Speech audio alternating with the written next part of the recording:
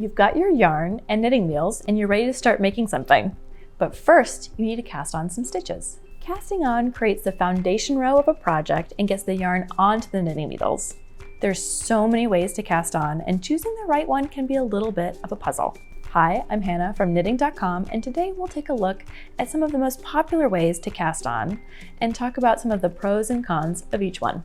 Some techniques are designed to be fast and easy, while others create a decorative or especially elastic edge. We'll go through the top cast on techniques so that you can choose the right one for your next project. Let's start with the most popular beginner-friendly cast on techniques. The backward loop cast on and the basic knitted cast on are both quick and easy to do. However, both of these methods create a pretty firm edge that won't stretch very much. Stay tuned for some cast ons that are designed with a little stretch in mind. To make the backward loop cast on, you're using a single knitting needle and thumb to loop the yarn around the needle, creating a cast on row. You can also use this cast on to cast on stitches mid-row, which is particularly handy for things like buttonholes and neck openings in sweaters. The next cast on that's beginner friendly is called the beginner knit cast on. You're using 2 knitting needles to create a cast on row made of knit stitches slipped back onto the cast on needle. Of the 2 beginner techniques, this one makes a slightly tidier edge than the backward loop method. Next, these techniques were designed for projects that need a little elastic edge like socks, sweaters, hats with brims or cuffs. If you cast on with a tight or non-stretch method, then you'll wind up with an opening that might break or will feel too tight when you wear it over time.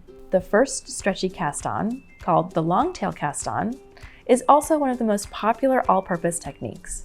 Many knitters use this cast on for every project. It uses both the working yarn and a long yarn tail to create a cast on row of stitches on the needles.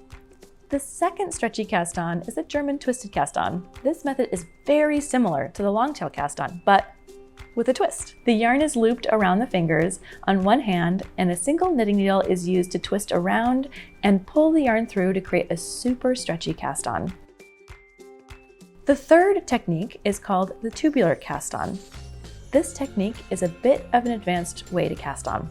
You're working 3 setup rows before moving on to the rest of your project. However, the neat thing about tubular cast on is that it creates a row of knit and purl stitches starting at the very first cast on row. It's stretchy and blends right into ribbed projects for a nice polished edge. Each cast on technique has a specific use. Learning new ways to start a project makes it easy to make a project that looks good, feels comfortable to wear, and holds up to years of wear and tear. If you found this tutorial helpful, be sure to click the thumbs up and leave a comment down below. Subscribe to knitting.com if you'd like to stay in the loop, and check out our other social media channels. Until next time, happy knitting!